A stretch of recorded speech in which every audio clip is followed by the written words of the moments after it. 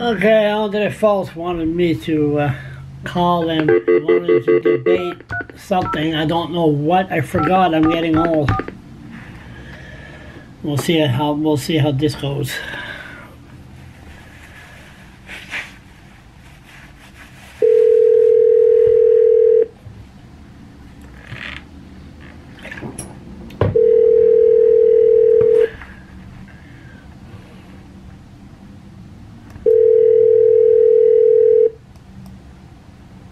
Yes, hello?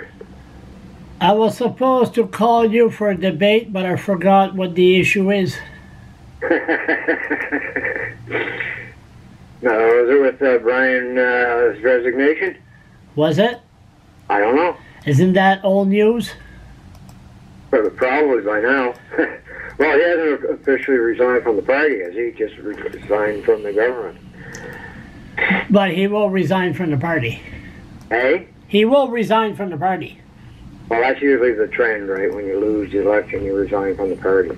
Are you running for the leadership? Who's that? Are you running for the leadership? Yeah, who want the job? You could drive those liberals crazy, making your exception speech. Oh, geez, yeah, because I'd be talking about separation, nationalizing all businesses that depend on the people's natural resources. And go details. I'd sound more like a commie than a liberal. And then you will go detail. And yeah, geez, it wouldn't matter anyway. Most of the population sleep through this. You know, they don't vote on policy; they vote on personality. I'm disappointed David Cohen voted to support the Throne speech. Oh, he had to. He had to? Yeah. Why? Because of the core principles. Fuckface there. Higgs and Austin said they would, reintroduce fracking in the pipeline back into the... Yeah, but that has nothing to do. Well, that's the Throne. It does, because well, now it's moot. But what David Cohen was taking the chance on was that the Liberal government would hold on as a minority, and as a minority... That's impossible. The mat wasn't there. Wasn't there. That's impossible. But so that means Mr. Cohen is supporting Liberals' policies of forcing natives, welfare bums, people with mental illness, after they serve their term in provincial jail, forced to walk home. That means David Cohen and the Green Party supports that. And so does the Blues and the Purple. The Blues and the Purple, they're going to have a chance to see if they're going to change to enforce it. What I said before, when you go to jail, you're a piece of shit. No one cares. No one cares. I know that. You die on the side of the road. Yeah. If you broke the law, you deserve to die. You break the law, you deserve to die. But there's a lot of people, if they had a lawyer, or the right to a lawyer, they would, like Dennis Holland, they would be found not guilty. So the injustice is here. I agree with you on that 100%. But the thing is that here in New Brunswick, unlike Ontario, is we have no rights. Nope. If you're poor, if you're in a state of poverty, you have no rights. You have no democracy. Nope. Rights here in New Brunswick, rights and democracy. The more money you have, the more rights you have, and the more money you have, the more democracy. Yeah. That's the way it is. That's New Brunswick. But if you have a government that supports that with Chris Austin and Higgs are going to come up publicly and say, no, we want them to walk home, well, they're going to have a problem with me. No one ever says no. They just don't respond. Well, they don't respond. We know what I'm going to do.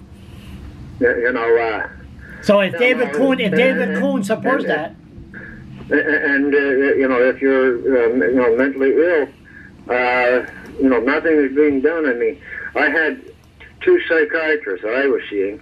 One was excellent. Only 2? He lasted well. 2 that left because of better pay and better conditions. One took a position in New Zealand, and the other How long ago we're talking about? Last week? No, it was about 2 years, 3 years ago. Okay. And one took a position with UNB. Yeah. And your point? And the changeover that was taking place at that time in mental health was just ridiculous. I mean, it's worse now. So, between social workers and that, and if you're someone who's like in crisis, and there's some people that are in crisis, if their social worker changes every month, it's always back to square one, right? Yeah. Always back to getting refamiliarized with the worker, the whole, bow wow woof woof kind of thing. I'm letting you talk there, but the bottom line is mental issues. There's not enough resources, and with Blaine Hayes and Chris Alston, but Chris Alston is a former pastor. United Pentecost. So that means very fundamentalist. Well, that means he has a good heart, no? What that means is that Pentecost believe in executing people. Huh? Pentecost is a very fundamentalist. Did they believe in God? That do black and white interpretation of the Bible.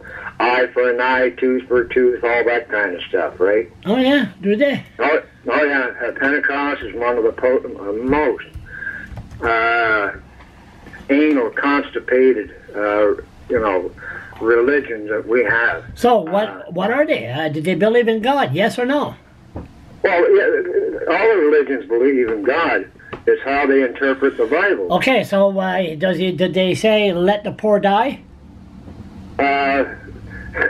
They don't come right out and say it, but we know that all religions are very snobby. Oh, snobby. Well, I mean, if your religion in Fredericton, sure it's not, but he's from Chipman, right? Yeah, but they don't. The thing is that, money is the new God for most people. May not be for Chris, but for most people, money is the thing that they worship the most. They protect it. Okay, what about the poor? The poor, if you're poor, you're a piece of shit. So that means there will be a native or somebody less fortunate is going to die the next few months. Yeah, if you're a poor native, no one gives a shit. So they're going to be forced to walk home, and somebody will die. And then they'll have an inquiry, they'll give them what they call recommendation, and then they'll throw it in the garbage and say next. Well, we know that it's just a matter of time that, somebody will die, from walking home. I mean, the whole provincial jail system, is like what I said, it's outdated. It's the same attitudes that you seen back in the 1800s. So what you're telling me, they're not going to listen to me? No. They're not going to listen to me?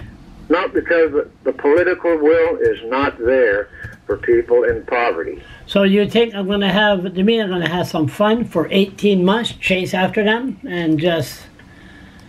I doubt the government's going to survive 18 months. Well, I think, did you watch the interview, me and Higgs? That was a long interview. I got about 1/3 of it done. Huh. I think you hit an hour on that one. Was that? I think you hit close to an hour on that one. Yeah, half an hour. And you had to compete with the monk debates. Yeah, but he did good. And that, I guess there's a bit of protest. It's the first time the monk debates that there was protest. What was that word you use? Monk debates. He's now passed away. Peter Monk's put millions of dollars to have 2 debates twice a year. In Toronto, and then he passed away, I think, last year. But the monk debates are never heard of them. You never heard of them? Holy jeez. No. I'm too busy talking about me. So, okay, so that's it. Nothing's going to... But David Kuhn, he did well to support the Liberals. On principle. Because the values, the core values between Liberals and Conservatives are similar. If you drew two Venn diagrams, there's a lot of overlap. Yes, we know that. The similarities between Chris Austin and Higgs are very, very close. So next time you see next election, David Kuhn goes to your door, you say, hey, you're a Liberal, so I'm not going to talk to you. Well, no, they share commonalities.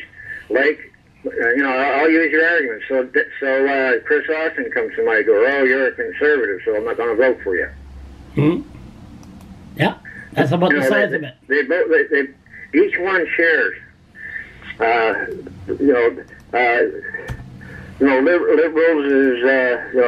Liberals is based on tolerance.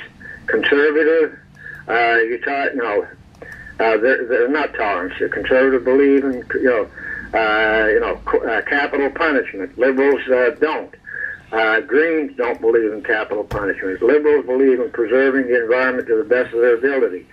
Greens are a little bit more to the extreme to that, but still they share those common beliefs. I mean, okay, Liberals. But that means they support David Kuhn to support prisoners walking home. That's not supporting the core value. The Liberals are not the same Liberal Party that used to fight for the low guy. Liberals has changed. The Liberals the provincial Liberals never fought for people in poverty or inmates. The federal has. The federal has gotten rid of... wait a minute. Shut up for a minute.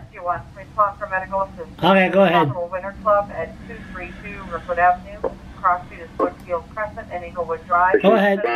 Yeah. So anyway, what's interesting times.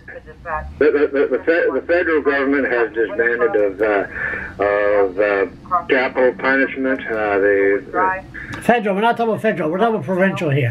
Yeah, well, no, I'm just making the distinction because sometimes you cloud it and you don't know if we're talking about federals or provincial. The provincial governments here in New Brunswick are still, 300 years in the backwoods. No matter, yeah. That's where we're at. There's things coming up into the future that none of them. Well, maybe David Kuhn is probably the only one that might have a clue, insight into is that technology is going to be displacing most of the jobs in New Brunswick within 30 years. Kuhn is probably the only one that has an understanding of that and the technology. So Kuhn must sit down with me and explain what happened, because I guess he's getting a lot of feedback.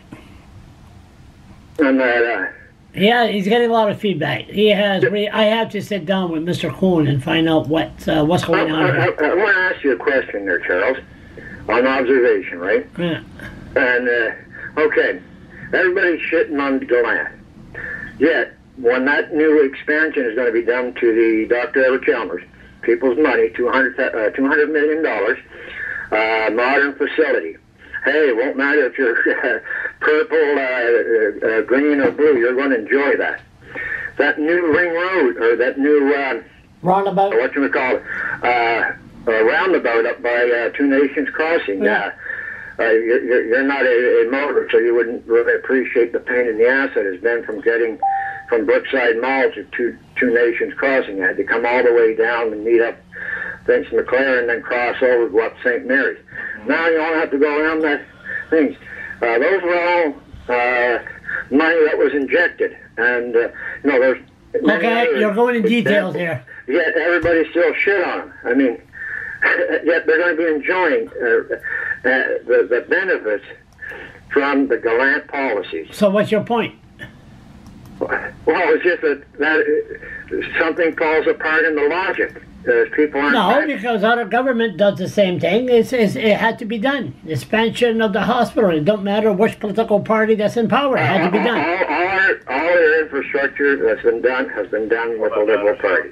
The Princess Market Bridge, that was done under, was it Sean Graham? Or was there another one after Sean, or was it Sean? Sean, David Allward. Yeah, David Allward, and then... Yeah, it don't matter. It has to be done. It was under the Sean government. It has to be done. So what's your point? What's your point? What's your point? That things get done under a liberal thing, and the reason why that is because liberals inject money into the economy. Conservatives use austerity. Austerity means you pull back funding, you cut back funding to cut the deficit. You're getting boring. So I'm glad the $200 million, the expansion of the hospital, that's good. So they can expand the mental ward and put you in there. Bye-bye. So anyway, that's the end of that. So we just turn around and I like this. Maybe I should have my own talk of a town, you know, to just go there and just boom, boom, boom.